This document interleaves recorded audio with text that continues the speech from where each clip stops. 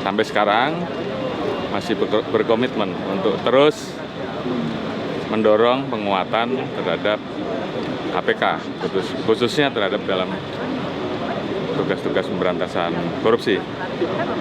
Tentunya kalau saat ini Brigjen Endar kemudian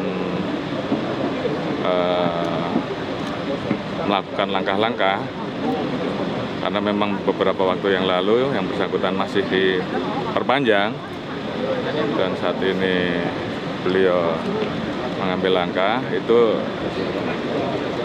kami melihat bahwa itu adalah urusan internal Brigjen Endar sebagai anggota KPK dengan KPK, sehingga tentunya bisa diselesaikan dengan mekanisme internal yang ada di sana, apakah itu dari inspektorat ataukah itu dari Dewas. Ya, langsung saja saya tanyakan kepada Pak Arianto Sutadi. Pak Arianto, sebenarnya pandangan dari Kapolri sendiri mengenai polemik ini seperti apa? Mengingat ada beberapa pihak yang mengatakan bahwa Pak Kapolri cukup membantu juga ya Pak Endar Priantoro untuk mempersilahkan untuk melaporkan ke Dewas, bahkan juga menerbitkan surat keputusan juga bahwa kalau bisa tetap dipertahankan di KPK. Tapi ada juga yang mengkritisi harusnya ya tidak sampai ke ranah sana karena ini internal dari KPK. Bagaimana Pak Arianto? Kalau menurut pandangan saya ini gonjang-ganjing atau gaduh ini merupakan bentuk komunikasi yang sangat kurang bagus ya antara institusi polisi dengan KPK, dan memang polisi selama ini dalam berkomunikasi dengan masyarakat juga memang kurang begitu bagus ya. Nah ini kok sekarang kalau malah dengan KPK juga begini ya. Padahal ketua KPK-nya kan dari polisi juga gitu kan. Ini masalah pergantian penyidik ini ya. Menurut saya ini bukan barang yang sulit ini. Saya ingat ya dulu ketika KPK pertama kali dibentuk gitu, Pak Taufik Ruki itu ketua KPK itu datang ke tempat saya, "Tok, saya minta penyidiknya bagus 30. Saya carikan 30, saya kirim ke sana." Intinya adalah KPK itu betul-betul butuh penyidik pasti. Gitu. Apalagi sekarang tadi kan dikatakan apakah KPK masih butuh apa tidak. Yang jelas KPK tugasnya banyak ya, dan sekarang KPK hasilnya kan cuma masih kecil. Mestinya dia butuh penyidik gitu. Nah sekarang Endar itu kan. Kenapa kok kemudian langsung diberhentikan? Padahal Pak Kapolri masih memperpanjang. Menurut hemat saya, kalau memang Endar itu memang kurang bagus prestasinya, mestinya sebelum itu Pak Ketua KPK itu menginformasikan pada Kapolri loh. Udah mau habis, kirim surat atau telepon, "Pak, ini Pak Endar ini kurang bagus, Pak, tolong besok diganti yang lain." Gitu. Zaman seperti sekarang ini kan lucu kan. Sementara Pak Kapolri masih ke situ ya, Pak Kapolri otomatis tidak akan memberikan apa-apa ya. Nggak pernah ada laporan Endar kurang bagus, belum pernah ada dia kena kode etik apa tidak, belum pernah ada penilaian dari Dewas KPK itu bahwa dia kurang baik kerjanya. Nah kok kemudian Pak Kapolri memperpanjang kok malah ditolak. Saya pikir ya ini pasti ya, kalau dugaan saya masih ada perbedaan kepentingan pribadi daripada Ketua KPK dengan Endar ini sendiri. Ya. Rasanya itu kalau di dalam ini KPK kan penyidikan suatu pidana. Saya dulu mantan Dirpidum itu. Sering sekali terjadi itu benturan-benturan antara kepentingan pimpinan dengan kita penyidik ya kalau pasal menangani, sehingga kita dianggap nggak becus kerjanya lah gitu dan sebagainya itu. Itu saya sering terjadi ya. Ini sayangnya kok sampai level yang paling tinggi ya gitu ya. Aneh ini sebenarnya.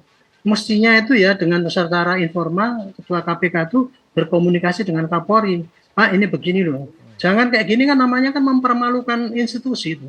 Baik institusi KPK sendiri maupun polisi. Diadu domba dan kemudian dipermalukan di depan umum. Sampai presiden sendiri kan jangan gaduh, itu menurut saya itu tamparan besar dari presiden ya. Yang ngatasi orang cuman kerjaan kayak gini kok malah jadi gaduh.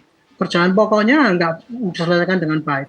Prestasi nggak kelihatan. Dewas mengatakan katanya prestasinya kurang banyak. Nah sekarang apalagi dengan dia memecat gitu, kemudian dia mau didemo ataupun diprotes sama anggotanya sendiri. Itu kan memperlihatkan bahwa itu tidak pengambilan keputusan yang seperti ini tidak rasional dan tidak sesuai dengan prosedur yang ada gitu. Itu kira-kira begitu ya. Iya, Mas Yudi boleh cerita sebenarnya kalau mungkin ada masyarakat yang ingin mengkritisi dan melihat apakah sampai separah itu, tidak ada sistem yang berjalan ibaratnya like and dislike, nggak suka orang atau pimpinan nggak suka langsung dicopot. Mengingat di KPK ini kan sudah ada sistem yang berjalan. Ya. Ketua ini kan juga ada ketua dan 4 orang wakil Betul. ketua. Kan nggak mungkin juga semua satu suara. Seperti apa? Ya, yang jelas kalau pimpinan kan dia keputusannya kolektif kolegial. Artinya semua akan mempunyai suara. Ketua itu hanya karena dia menang ketika di Komisi 3, maka dia jadi ketua, menang suara gitu kan. Padahal dia sebenarnya posisinya sama seperti yang lain. Itu yang pertama. Kemudian yang kedua, masalah kepegawaian ini benar-benar kita sudah diatur di KPK bahwa bukan hanya lembaganya independen, pegawai juga independen. Artinya dia bebas dari intervensi manapun untuk melakukan pekerjaannya. Ya. Ya, termasuk tadi ketakutan akan dipindah.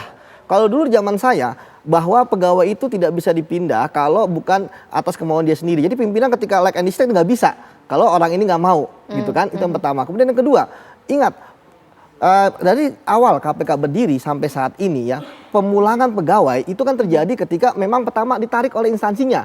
Ditarik itu karena apa? Karena promosi.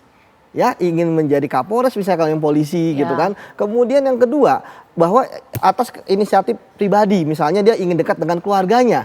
Misalnya dia ingin punya suasana yang lain, ya kan? Ingin tantangan yang baru gitu. Kemudian yang ketiga, ya terkait dengan bahwa dia melanggar kode etik yang berat. Nah, tadi benar Pak Kapolri itu sudah melaksanakan tugas dengan baik ya, ketika memang tidak ada hal-hal yang mengkhawatirkan. Awalnya kan 2020, 2021 diperpanjang, nggak ada masalah. 2002 diperpanjang, nggak ada masalah. 2023 diperpanjang, karena sebelumnya diperpanjang tidak ada laporan bahwa dia tidak akan diperpanjang, ya kan? Nah, ketika diperpanjang malah jadi bermasalah. Ini kan apa namanya, dari kepolisian, ya tadi disampaikan oleh Pak Kapolri, beliau ingin memperkuat KPK, tapi ternyata tanggapan KPK itu seperti ini. Dan yang menarik adalah ini sebenarnya masih konflik internal. Makanya Dewas kan turun tangan mengatasi permasalahan ini. Baik, sebelum saya ke Pak Yasin, mungkin saya akan ke KPK pemirsa. Kita tinggalkan sejenak polemik pencopotan atau juga pemberhentian dengan hormat Brigjen Pol Endar Priantoro. Kita akan melihat dulu kasus yang sedang ditangani oleh KPK. Operasi tangkap tangan Bupati Meranti Muhammad Adil. Sudah ada rekan saya Adi Mulya yang siap mengabarkan dari sana. Silakan. Ya baik, Caca dan juga pemirsa, kali ini memang Komisi Pemberantasan Korupsi atau KPK kembali melakukan operasi tangkap tangan terhadap sejumlah pejabat publik yang salah satunya ialah Bupati Meranti Muhammad Adil. Nah, Ali Fikri menyebut jika operasi tangkap tangan ini telah dilakukan kemarin di tanggal 6 April 2023 di Kamis malam, dan hingga saat ini KPK masih terus akan melakukan penyidikan dan juga akan terus mengumpulkan bukti-bukti terhadap kasus operasi tangkap tangan Muhammad Adil ini. Selain Muhammad Adil, memang terdapat sejumlah pejabat-pejabat lainnya di Meranti ini yang akan diperiksa di KPK dan akan dibawa ke Gedung Merah Putih KPK Jakarta. Untuk sejauh ini khususnya di Muhammad Adil sendiri, memang KPK mencatat setidaknya kekayaan Muhammad Adil terdapat 4,7 miliar yang diantaranya terdapat 73 tanah bangunan, ada juga 5 alat transportasi, kas dan lain sebagainya. Dan Muhammad Adil ini, Bupati Meranti ini tercatat tidak memiliki utang dalam laporan harta kekayaannya. Nah, untuk saat ini KPK masih akan terus melakukan penyelidikan dan juga mengumpulkan bukti-bukti yang ada. Hingga saat ini Muhammad Adil tadi telah datang ke Gedung Merah Putih KPK sekitar pukul 16 lebih 15 menit waktu Indonesia Barat, dan saat ini masih menjalani pemeriksaan di dalam gedung KPK. Caca.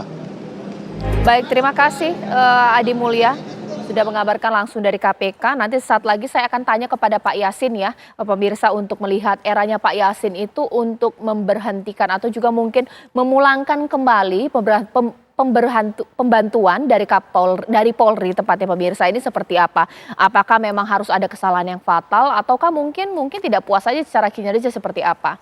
Itu yang akan saya tanyakan sesaat lagi di Apa Kabar Indonesia Malam.